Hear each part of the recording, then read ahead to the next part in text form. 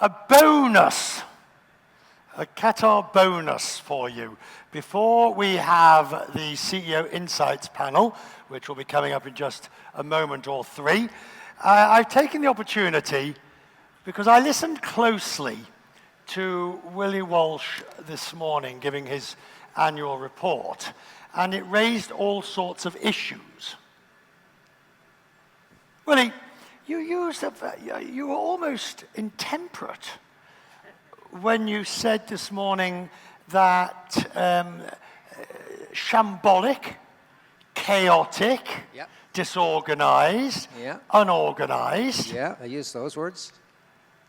Do you regret using them? Not at all, no. I'm pleased actually to have the opportunity to repeat them because I think that was a fair justification of what we've seen over the last 2 years.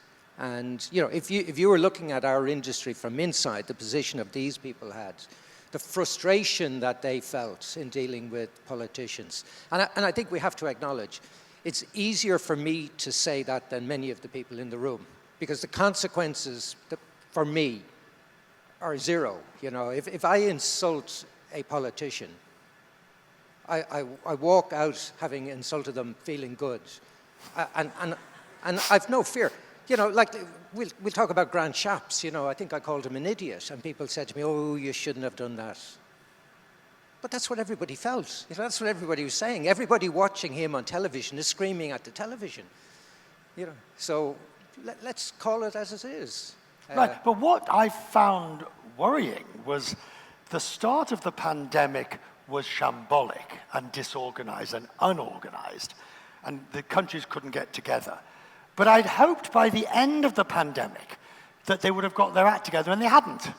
Yeah. And so when we were reopening, we were still having EU digital certificate. I mean, even, you know, with great respect to the country we're in, Qatar does not recognize the US CDC vaccination as being equivalent to the EU.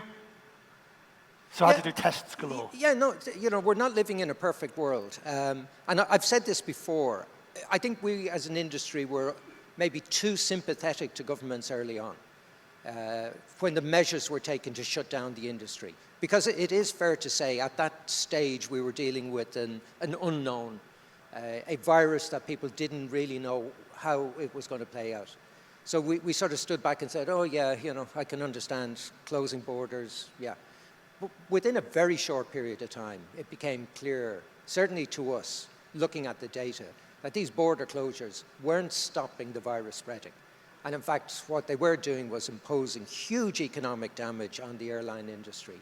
And you know, I'll speak personally. The mistake I made was that I didn't push back harder when I was in my role as the CEO of IAG early on in the process to try and get borders open again, because the politicians actually now really enjoyed it. And we saw a shift in decision making from transport ministers who would normally have had an influence over transport issues being completely sidelined, and decisions been taken by health ministers. Can you understand that to a certain extent? If you're the Prime Minister, and even if your advisors say, well, the risk is very low, Prime Minister, but, you know, do we really want to run the risk?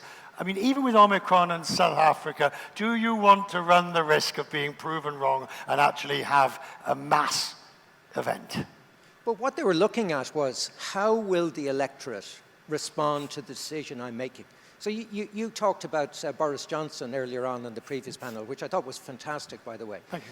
You know, but you talked about, you know, a prime minister that is, according to just about everybody, me included, prepared to break the law. Prepared to break an international agreement. And why is he doing that? Because to the people who elected him, that's a positive.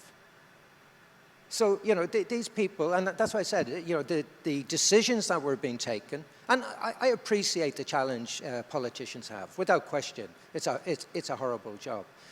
But they were taking decisions based on the popularity of those decisions rather than the impact that those decisions would have on the pandemic that we were facing. One more question on this, and I want to move to another area. Do you have any confidence that if this were to happen again, God forbid, they would make better decisions? Yeah, I do. I'm principally basing that confidence on the fact that I don't think governments can afford to do it the way they did it the last time round. Because the economic cost of what they did was huge. The debt that governments took on was massive. And I don't see that they have the opportunity. Again, going back to the panel that you had earlier, and we look at the situation, I don't think they can afford to make those mistakes and to do things the way they did it the first time round. So I have a little bit more confidence. I don't think every country and every government will respond that way. But I think there's clear, if you look at Europe, even let's take the UK, for example. They decided we've had enough of this and we're reopening. And they decided that, I think, for two reasons. One, they decided because it was becoming unpopular to keep borders closed, and it was becoming extremely expensive to keep the regime in place. You don't believe that the crisis that travel is facing at the moment is as much of a crisis, the problems of airports and passengers stranded and delays and mass cancellations. Keep pouring the water, I'll go on with more adjectives. No, I don't believe it. Yes, there are airports that have challenges, and yes, there are airlines that have challenges, but it's not widespread. And some of these challenges are isolated. It's happened once. It doesn't happen every day. Now, it's not perfect. It's not perfect. I'm not going to argue that it is perfect. But what I will strongly argue is that it's not the chaos that some people would like to portray. So yes, we've seen issues and we've seen photographs that are, unwelcome, but we've seen these before. And you're being very brave here saying this. I get paid to be brave. So you get paid to take the bullet. No. Would you agree? You get paid to take the bullet for the industry that the other CEOs, I'm not saying cowardice, but it would be difficult for them to take. Well, I hope the bullets miss me. But, I'm in a position and I have the freedom to say things that individual CEOs probably can't. I can understand the restrictions on the CEO with a share price because I've been there. And you have to be very, very careful about what you say. And your head of investor relations is listening not just to the words, but the tone. Your investors, and I hadn't fully appreciated this until I was put in the position. I would get investors say, last week you said it was going to be good, and this week you said it's going to be really good. And I'm going, well, yeah, but I'm not saying one is different, but they're listening to all these nuances. I don't have to worry about that in this role because, I'm in a position where I'm there to serve the members of IATA and to represent them. And often that will mean that CEOs will come to me and say, we'd love you to have a go at X. And I go, great. And I'll be honest, the same CEO will then criticize me. And I'm absolutely fine with that because they have to. Has that happened? Yeah, it has, yeah. But I've said to them, look, don't feel, I'm not going to get upset if you publicly criticize me for saying it. Because I understand the challenge you have and the politics of the position you're in. So, for me, not a problem. That's my job. I don't mind being criticized. I don't mind being, accused of saying things that I shouldn't have said. Because my job is to represent these airlines. And I'm going to try and do that in the best way I can. And my job is to try and portray an industry that is doing well, that is recovering, because I genuinely believe it is, and an industry that has a really positive outlook. So you and I have discussed this before. The inability of the industry, or let me rephrase that, the way in which the industry has become the whipping boy on the environment. Can you change that round? At the end of the day, it's 2 to 3%. We all know the numbers. And a lot of that, of course, is growth anyway, and so huge improvement is being made. can the perspective and perception be changed? I think that's a huge challenge. I think Well, does it need to be? It definitely needs to be. And we've got to address the perception and the reality. And, the reality we all know is that today it's around 2%. But I think we would all acknowledge that 10 years from now, it'll be much more than 2%. And 20 years from now, it'll be greater still. And not because our growth ambition is so big, but because in that time period, other industries will decarbonize, and therefore our proportion, our percentage will increase. And that's the bit we have to be worried about and we have to look at. One last one to you. Are you enjoying the job? Yeah, I love it. I really do. I retired and I was happy in retirement. Oh, come on. I'll take some from it. I was happy in the 6 weeks of retirement I had. I was happy. I read several books. I sat in the sun. I had a few pints of Guinness. It was a lovely 6 weeks. But I'm loving it now. What? Where did it come from? And I'm now going to walk off the stage and right. Get your other panelists. Yeah, I was just filling in for you. Gracefully exit left, whilst Jane Herdlicker of Virgin Australia and Adrian Newhouser of Avianca. Sir, welcome on board. Thank you. Can I get you a drink? No, thank you. Jane. Ah, there you are, Jane Herdlicker. And you're next to me. Actually, you're coming there. Would you take whichever chair you like the look of? Right. How are you? Look forward to seeing you. Come on up, Adrian, of Avianca.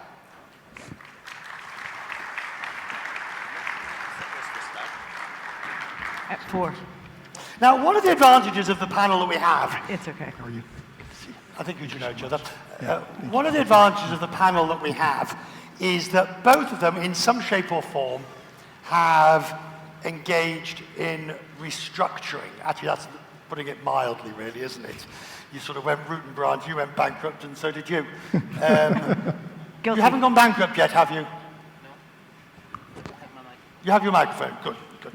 Right, so start with you, Adrian, because the restructuring at Avianca was fairly dramatic, wasn't it? How different is the airline today with its various bits in various different countries than it was? It's pretty dramatic. We shut down one operation we had, Peru. We liquidated that. We've kept pretty much the same scale we had in Colombia. Changed the fleet completely, so we're going to be, by the end of the year, all 320 in the narrow bodies, all 787 in the wide bodies. So cleaned up the fleet a lot, and really focused on taking out costs. So our costs, ex-fuel, we're going to be, by the time we're done, about 40% less than where we started. We were at 6.2 cents. Right. Right? So, yeah. But taking out costs only goes so far. Right. At the end of the day, the model which you are left with has to be sustainable and revenue sustainable. So why is the new Avianca on a model basis, not a cost basis, sustainable? Because we think it addresses the needs of the markets that we're serving much more than we used to. If you think about who used to fly in our region, right, Latin America, relatively poor region, it was a very small segment of the market, right? It was a very wealthy segment of the market. As flying has become a more critical part of really everybody's daily needs, and you need more connectivity, it's a much broader segment of the population that needs to fly, and we need to address it by being able to provide more efficient, lower cost, simpler products that everybody can access. Jane, Virgin Australia, went bankrupt? We did. Went private? We did. Took a shed load of money? We what? A load of money. We required a load of money to be taken out of bankruptcy, yes. Got rid of the long-haul stuff and all the long-haul planes. We did. Became a domestic carrier with a few regionals. Yep. So why are you better now than you were? Well, this might take a while. The first most important thing is that we got our costs back in line. We had a decade of pursuing a strategy that was trying to be somebody that we weren't. We lost sight of our roots, and as in the core of who we were as a company, as an airline. And we've gone back to the core. And that's really about Australians wanting to travel across Australia and then helping them travel internationally through great partners like Qatar and United and many others, Singapore Airlines, and focusing on short-haul services that make a lot of sense for us because it follows off a very simple model. So we've taken our costs back, we've gotten the focus back on who we want to serve from a market standpoint. We're a great value carrier. We're doing a great job playing against what Australians love. We've been Australia's most loved airline for 20 years, and we just lost sight of the forest for the trees for a little while, and we're back. Quite a formidable task, though, competing against the Qantas group, between Qantas and Jetstar, which of course you know extremely well. Some would say almost an impossible task. I wouldn't agree. They've got more than 60, nearly 70% of the market? No, not really. If you do the math, they're at about 65% of the market, and we're sitting at about 33 in terms of passenger share. And then there's some small players that are sitting around the edges. And those are the facts. And we're very competitive. We're a value carrier, and we're clear about the fact that we're focused on leisure, premium leisure, small, medium-sized business, and value-conscious corporates. And we've got an experience that lines up against that proposition. And we've completely restructured pricing in the marketplace. Our load factors are the highest in the marketplace right now. So it doesn't feel terribly impossible from where I sit. Akbar, Chief, during the week you came out with results. And I don't think I'm being too cynical when I say an eyebrow or two might have been raised at the amount of money that you made. And people say, how did they make that money when everybody else is in such difficulties? Because we are very agile, we are very resilient. We were the only airline that was really flying as much as we did, because by IATA figures, we were the largest long-haul operator during that period. And you know, in business, when you take risk, you also are able to win. And this is what we did. We carried more passengers than we had carried in similar period in 2019. In some months, our yields are very high.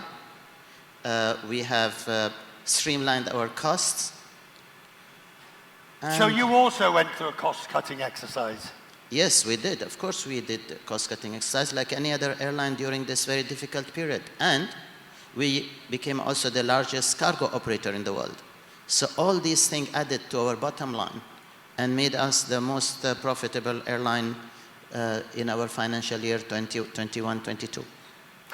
Related to that, because it's your 25th year, Qatar Airways, since you I'm bearing in mind that these two have just restructured and are back to square one. What would you advise them? Well, bearing in mind what you found, because look, this airline didn't exist. I cannot give them any advice than what they know their market. Not every trouser fits every individual. Each airline have to restructure according to their market size, according to the population, according to their geographical location. So really, my advice to them may not be the same I would have given to my own people. Good answer. I'll go for a second go at this. What is it about Virgin Australia that you like the look of when you decided to partner with them? Quite frankly, I don't know if Alan is here in the audience. We tried to work with them for a very long time. And we realized that it's not going to happen because they have partnered with somebody and they have recently extended the partnership for another 5 years, which was, if we had to wait for them, we would have had to wait 7 years. And you know, no business individual will wait for that long. We had this opportunity with Virgin Australia. Jane is now new there. I'm sure she's very experienced in aviation. Anyway, she was ex-Jetstar. We found this as a fantastic opportunity, and I think together, us and Virgin Australia, will be able to really show what getting together with somebody that never expected to get together can achieve the results we are going to achieve together. And that's related because you this week, or last week or whatever it was, you partnered up with United. We did. So again, it's this ability to rethink from the scratch everything and make sure that it... Why did you kick Delta out and go with United? Well, look, we started with a blank piece of paper with the whole business. And to Akbar's point, you have to understand your market, where you want to play, and how you're going to compete playing in that spot. And it was very clear to us that we shouldn't be trying to do all things the way we had before, that we had this amazing core. We are Australia's most loved airline. We have been for 20 years. We have something very special in our people, and they live to give consumers just a phenomenal travel experience. And so we stepped back from it and said, they deserve, we can't provide the international network for them that they need and want, so we need to have the world's best partners to continue the experience execution that we start in Australia. And so United was the obvious choice for the US. They have the most number of services into Australia from the US. They've been the longest standing, most committed partner from the US into Australia from the beginning of time. So what I see, of course, is that you are quite happy to break the partnerships, not other people, but you're going with a one world partner one way, a Star Alliance the other way. You're agnostic. Totally, because we had to start from a standpoint of who are we serving? We're serving our guests, and they deserve the very best out of Australia. And for us, that's United into the US, it's Qatar into Europe, it's Singapore Airlines into Asia, and through Asia into Europe. And the combination of those partners brings an extraordinary network to our guests out of Australia, who are super important.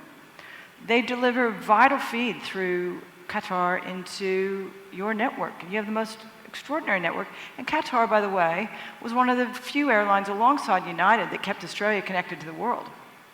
We were isolated. We're a long way from anybody, for those of you who don't know. And it's very daunting when your borders shut and your national carrier is not serving your network because there was no outbound travel, no inbound travel of any measure. It was really all about keeping the small amount of people moving and keeping freight moving. And Qatar was one of the very few carriers that maintained a very strong, robust network into all the capital cities. Adrian, what are you going to do when it comes to partners? Well, we've announced recently, right, that we're ourselves, and similar, I think, to what Jane and Akbar mentioned, right, trying to address the needs of our market. We're building a network together with GOL, with Sky in Chile, and with Viva in Colombia, where we're going to address the broader needs of Latin America. And it's mostly a short-haul network, right? Not dissimilar. But one, you have to start looking further. What I'm saying is... Yes. Sorry, go ahead. Go ahead. No, you go ahead. After you.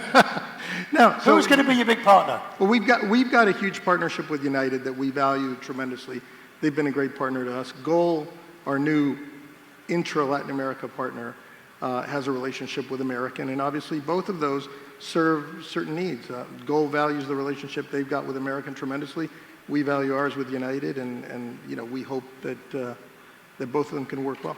Do you think, Akbar, that the trend of this, I'm not saying the alliances are dead, don't anybody interpret that, I don't want, you know, but that the trend is against the alliances, that you've got the JVs, which are by far more rigid, more significant in a sense, and you've got these bilateral arrangements. No, I don't think there is a trend against alliances. What I see happening is that the alliance have lost the discipline that they originally put in place when they launched the alliance. A lot of the people in the alliance, they started to look where they have a little bit better interest than their own alliance. And this I see happening also in other alliances with Star, with SkyTeam. So it doesn't mean that there is not going to be any more alliances. If you remember, in the early days, I mentioned that every airline, sometime or the other, would be part of an alliance. At that time, I was wrong. It's not necessary to be part of an alliance to survive. But what is going to happen is that each airline will also see where they have a better interest, and they will, for that part, break ranks with the alliance they are in. And we are doing this. No. We are part of One World, but if we have an opportunity when our other One World partner in that area or in that country or in that region doesn't want to work with us, yes, of course, we will look at other opportunities because we are, at the end of the day, a business. I want to turn to the most pressing issue at the moment, the rising price of oil. Traditionally, what? Oil is 25 to 30% of costs, maybe depending on the route structure. Akbar, what's your oil price now as a percentage of your costs, and how difficult is it now? We will be getting very close to 40% of our cost structure. That will be only from fuel. Fortunately, we were hedged the last financial year. We are again hedged to a lesser percent. This financial year would help, but it won't help too much. At the end of the day, we will have to put up prices to cover for the increasing cost of fuel.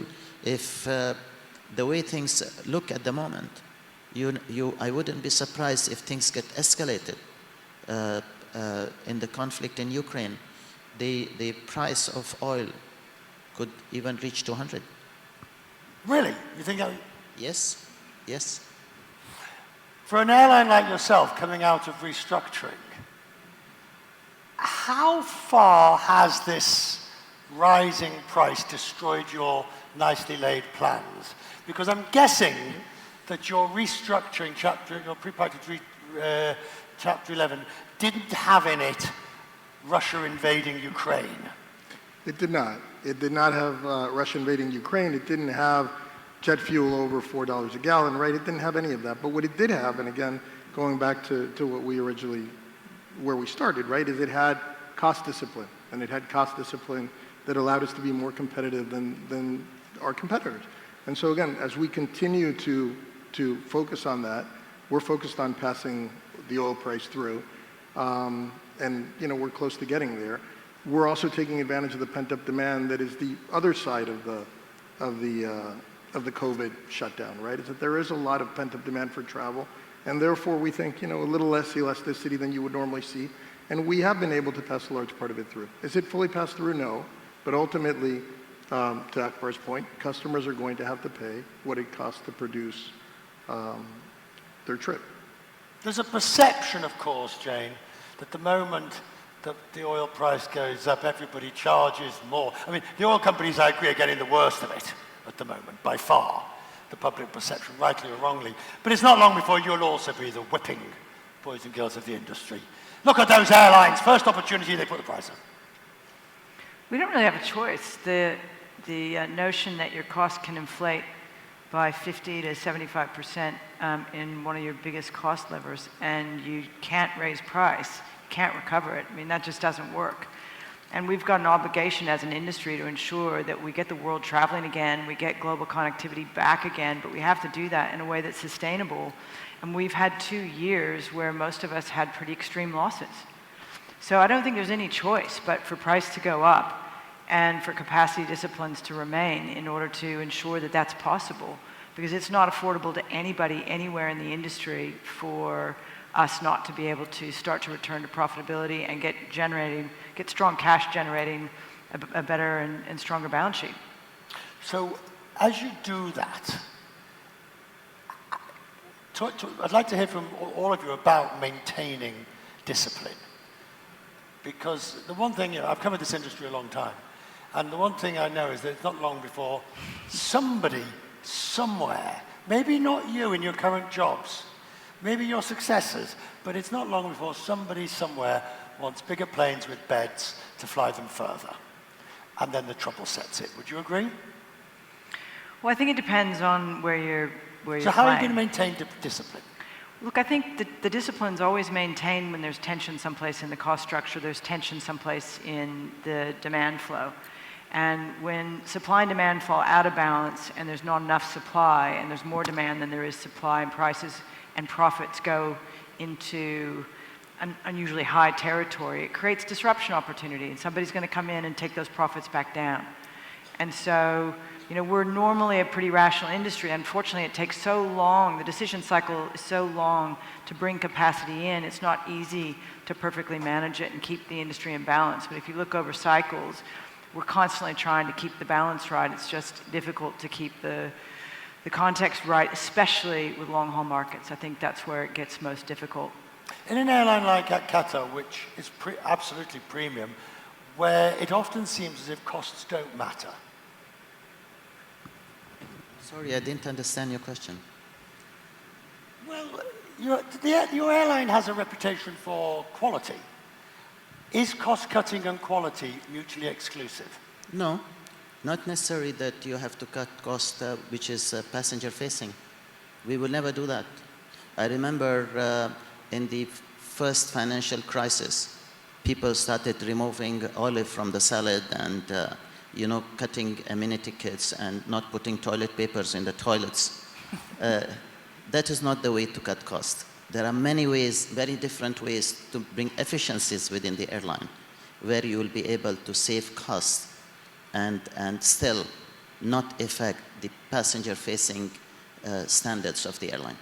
Why, Akbar, what Chief has do we have the current problems that, in many airports and in the world of the chaos that we're seeing, where pretty much all the CEOs I've spoken to, no one expects it to get much better this summer. And the traveling public should be ready for a difficult summer of travel. Yes, nobody expected that this chaos will happen at airports because nobody expected there will be a pandemic. Nobody expected that millions of people will be made redundant and millions of people will be allowed to work from home while passenger needs people to serve them. And this is where the problem is in the airports. Fortunately, with us, that is not the case at all. We are now nearly full employment at the airport. We have all the necessary staff we require to operate our airport 24/7. But unfortunately, this is not happening in other airports. And when you look at the chaos that happened at Heathrow and the chaos that is happening in other airports in Europe, is also because during the pandemic, the equipment were not properly looked after, properly serviced, and this is breaking down. I'm really surprised at Qatar Airways network. We get delays on an average 1.5, 2 hours. 50% of the time the baggage system is broken down. I mean, you know, this never happened in our airport because we continue, first of all, we never shut our airport, but we also made sure that when there was a reduction in the traffic, that we looked after the equipment that we need to, when there is a ramp up. I can hear somebody in the audience tapping out a question to email me, even before they've sent it. I can hear somebody out there is saying, hang on a second, you're criticizing an airport that you have a major stake in. Look, regardless if you have stake or not, when there is something wrong, I will speak. Will you speak to them? No, just let me tell you something. I'm not saying it because it is something that is unknown to people. I'm saying something that is all over the news. So I'm not saying something about an airport in which we have a stake. But at the end of the day, you have to speak out when something is not correct. You will have the advantage of speaking out in a more private forum to those who are responsible or who are running either. Will you be giving them your full and frank opinion? I don't want to say too much into this, into your question, but You know me very well. I will speak out. And what I'm saying now to you, in private, I would even speak more strongly. Richard, I think there's an interesting dynamic here too, because it was very confronting for all of us when borders started to close and demand fell away, and we had to dramatically reduce the amount of flying that was taking place. Our industry was not meant to be on partial pace. Aircraft are not meant to be put on the end of a runway and, you know, battened up to go to sleep for months and months at a time. Same thing's true for the airports, and none of us have ever seen anything like what we've just been through. So nobody had perfect foresight to figure out, who do I hang on to, who do I let go of, how do I manage my equipment during a period of no use? And so every one of us could have done a better job with the benefit of hindsight. It's very frustrating for all of us not to have airports back and functioning as well as they could be right now, because that feels like the easiest of all the jobs.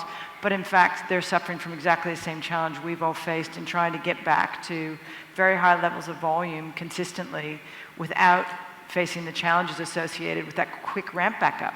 And you know, you raise a very valid point, because during the last couple of weeks, I've had colleagues who've been delayed, et cetera, and everybody's going, well, they had 2 years to get it right. But everybody's sort of forgotten how bad it was, how difficult it was, and even the laying off of staff. The industry was facing an existential crisis. Well, actually you did. You know that because you exited and came back. Do you think people need to grow up? I mean, you heard Willie say that it's not as bad as people are saying. Do you think there needs to be a reality check? I think there needs to be a reality check. I think it's good to speak frankly. I think it's good to remind people what we do. I think, you know, you asked before about pricing and people will complain about pricing.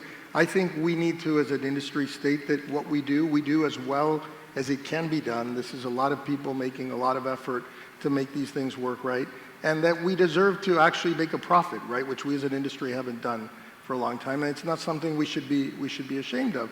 Now, if you go back to you know what's really happening, and I think Jane stated it well. There's no, you know, this industry wasn't designed to be parked. None of us knew what a ramp up looked like, and it was very difficult to design for it. But the other fundamental thing is the industry's never been designed to have much slack in it either, right? The efficiency that it requires means that it's always kind of running at just kind of what it needs. So when you take away just a little bit of capacity at an airport because, you know, you had a few people at the counter missing, you have a few people at immigration missing, you have one baggage belt down, it makes a huge difference in the whole network, right? So we do have to explain it. It's not you know, for lack of trying.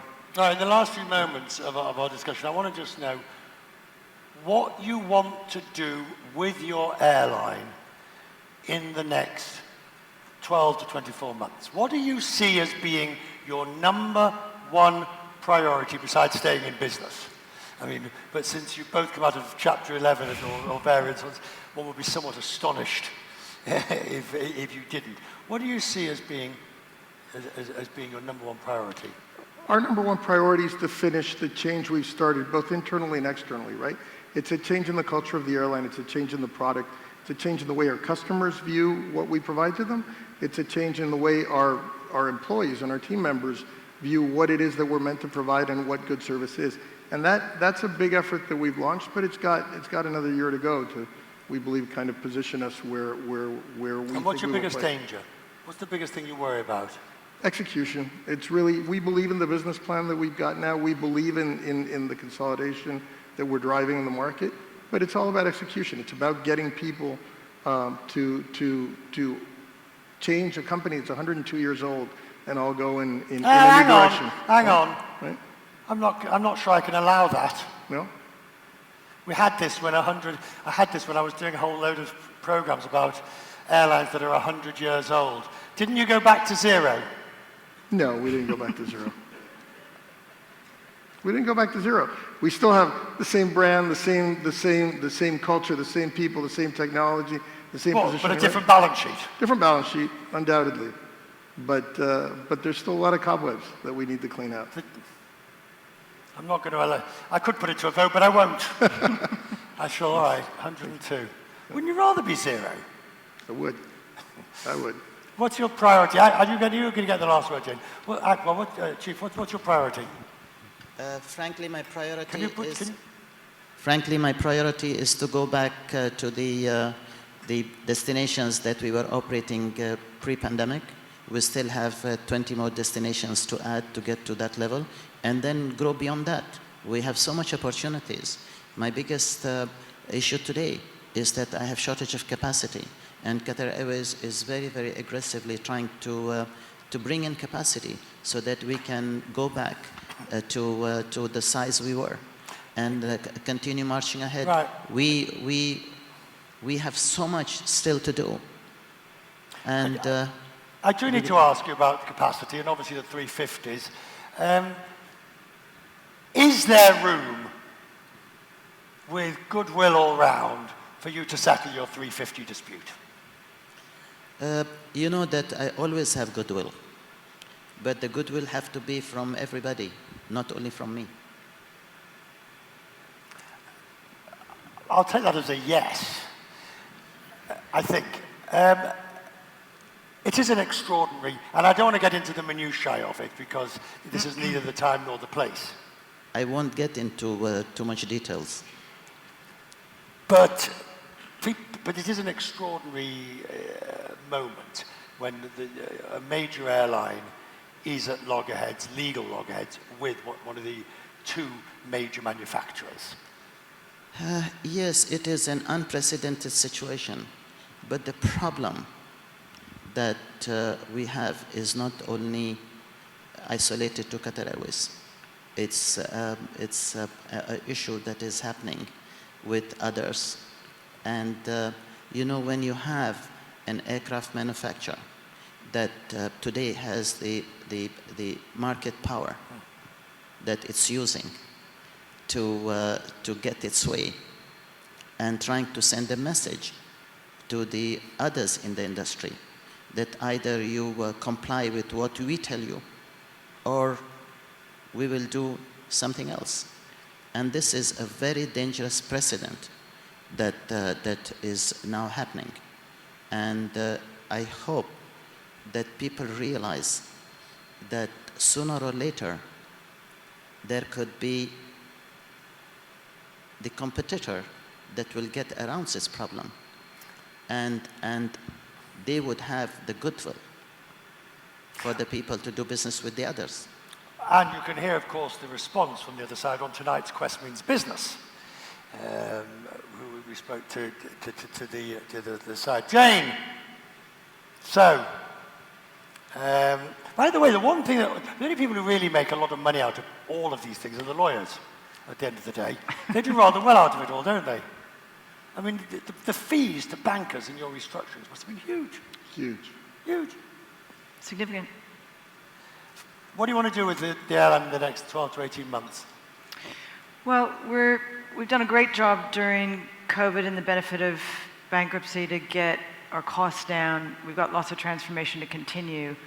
That side of it doesn't worry me. That's going to continue, and I'm very confident about where we're headed. The big thing for us is just focusing on people and helping people adjust to the new world order. And that's not as straightforward as we expected it might be, because for 2 years our people have been up and down, not knowing when the borders would be open. I'm working today, I might not be working tomorrow, I'm working 30% of my hours, I've got 2 part-time jobs to augment. It's really tough for them. And now we're back, we're busy, and we need 100% of their working hours to be productive and for them to be at the same level of productivity as they were in 2019, and it turns out that's not very realistic. They've got to get used to their jobs again, and we've got to really support them to get repotted in a new aviation world. And so that's just the most important thing, and I think it'll take some time to get done. And that's all about capacity. You know, that plus getting more aircraft in, because we're still short aircraft, are the 2 biggest things for us over the course of the next 18 months. What was your pandemic project? By the way, is there anybody in here whose pandemic project was to learn to bake sourdough bread? No.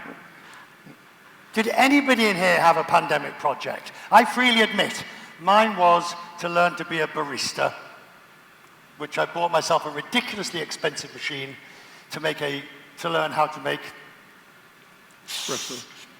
coffee, which I did. And now I'm learning how to do the latte art on top, which is truly awful. Anybody who wants to come round to my place, I'll happily make you a latte and you can see how bad it is. What did you learn about to do? What did you change in your way of life, Chief? My life during pandemic didn't change, so I didn't change anything. I just continued as I was. And you know that very well. Well, I guess you can't argue with that. What did you change? What did I change? I benefited during the first 9 months of the pandemic from traveling a lot less than I normally do. So I got to spend time with the family, which was great. Did you learn anything? I learned about airline bankruptcies and bankruptcy law. That was a lot of fun. Yeah. Sourdough, bankruptcy law. Coffee, bankruptcy. What did you learn? I bet you learned a lot about bankruptcy law.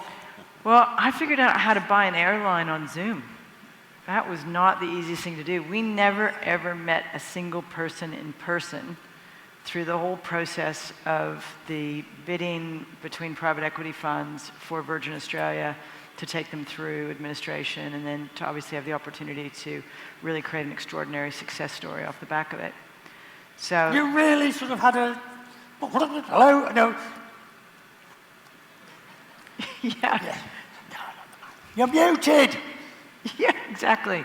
That's how we bought an airline. Wasn't easy. And we had, Bain Capital were phenomenal. They were in all parts of North America and Europe and Asia, and none of them could come to Australia because the borders were shut. So literally, we had a global project buying an airline in Australia, and nobody could meet anybody in person. I met my new board for the first time 2 months ago. I hadn't met 4 members of my board. I'd spent hundreds of hours with them on Zoom, but I'd never met them in person. You use Zoom? Use Zoom. Wow. So that was my accomplishment. I'm very capable now Zooming on lots of things. But no sourdough. No sourdough. Anna, I did buy a puppy. I got a new puppy. I managed a puppy during that. you got a puppy? Yeah. It was my 3rd dog. So we had 3 dogs. One was 13. All this stress of buying an airline on Zoom, and you've got a puppy peeing all over the place. Exactly. It was stressful. That was more stressful than buying an airline on Zoom. How's the puppy? Awesome. Anna, where are you?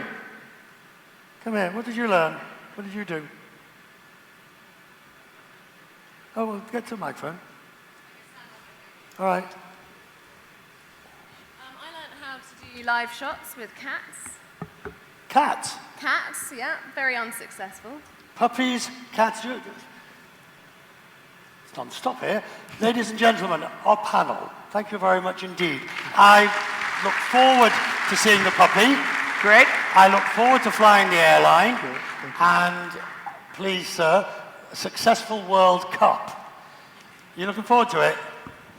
Very much. And of course, I hope that we will see everybody in this room over here for the World Cup.